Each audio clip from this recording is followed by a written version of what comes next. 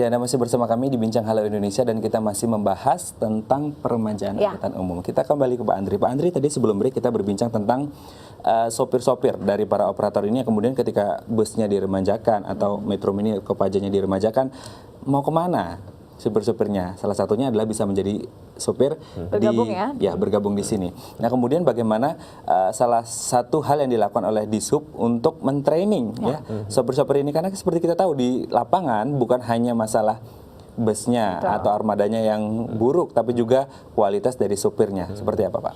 Jadi memang gini, salah satu juga syarat bahwa dia harus mau bergabung dengan Transjakarta, dia harus bisa menyiapkan supir yang memang mempunyai sertifikat.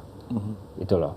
Ya kita bikin SPM-nya, standar pelayanan minimumnya jelas, seperti ini, seperti ini, seperti ini. Ya, namun kita juga tidak membiarkan begitu saja. Ya, contoh begini.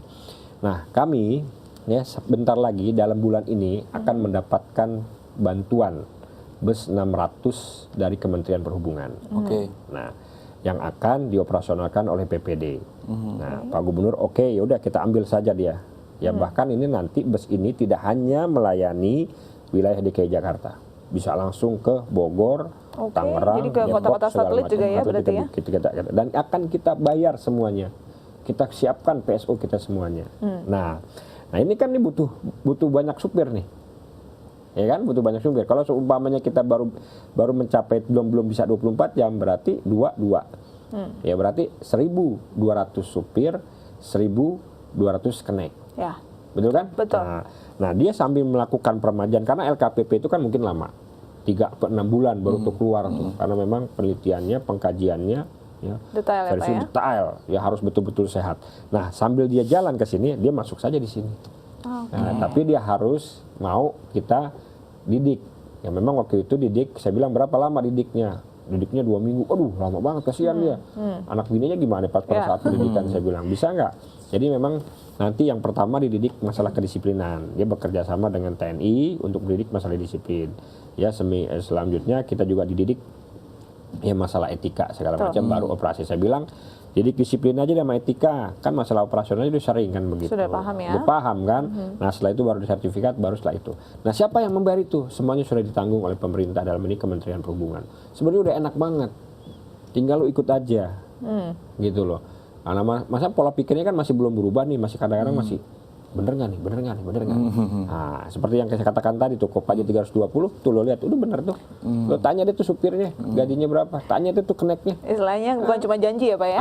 Nah ini kira-kira untuk dari sekian banyak mungkin supir atau kernet yang mengikuti tes lah ya, apakah semua akan tersertifikasi atau memang akan dijaring hanya beberapa? Ya yang lulus sesuai dengan kebutuhan armadanya yang ada.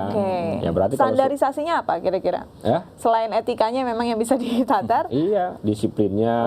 Ya. Pak Gubernur tadi ada pembatasan usia, Pak Gubernur nggak ada usia. Jadi boleh memang aja terbuka silakan. untuk kalau memang dia sehat segala macam, dia memang mampu ya lulus, silakan. Terus bagaimana Pak dengan pendidikan? Ya tadi kita juga ngasih syarat ya minimal SMA. Pak Gubernur bilang, wah susah nyari SMA, semua juga oke. Yang penting ya di sini nanti kan ada tes psikolognya, tes psikotesnya kan. Kalau memang dia muda, bagus, tapi nggak lulus ya nggak lulus. Tapi tua, kuat, hebat, ya, dia bisa mengayomi, dia bisa memberikan pelayanan yang terbaik buat masyarakat. Ya nggak jutek, nggak cemberut aja, senyum. Dan jujur pastinya ya Pak. Jujur sebenarnya kan gitu. Itu aja. Jadi memang yang paling penting sekarang tes itu harus dia lulus ya. Itu aja. Sebelum itu kan tadi angkutan umum ada 2 nih. Transkopaja lah, bus kota sudah tergambar. Kira-kira angkutan kecilnya bagaimana? Nah ini juga sekarang yang akan kita garap. Jadi nanti besok ya saya sudah akan rapatkan secara maraton dengan Organda, dengan Transjakarta, ya dengan operator-operator yang ada, baik itu operator bis besar, bis sedang, dan bis kecil.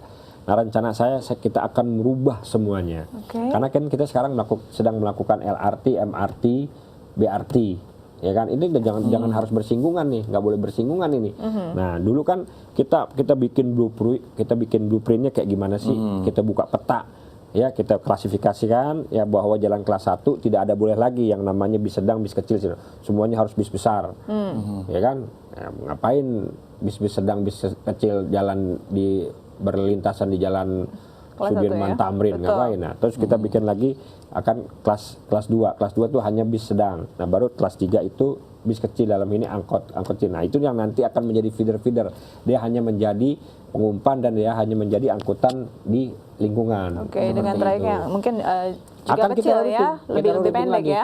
Kita rerouting lagi. Jadi rute-rutenya kita akan kaji lagi. Nah, Oke. seperti itu. Baik, ini semoga bisa cepat terrealisasi dan Amin. tertata dengan baik. Terima Amin. kasih untuk kehadirannya. Sukses terus untuk Disop dan Ya. juga angkutan umum Ibu Kota pastinya ya. Thank you. Baik, pemirsa, kita masih punya banyak informasi menarik, tetap bersama kami di Halo Indonesia.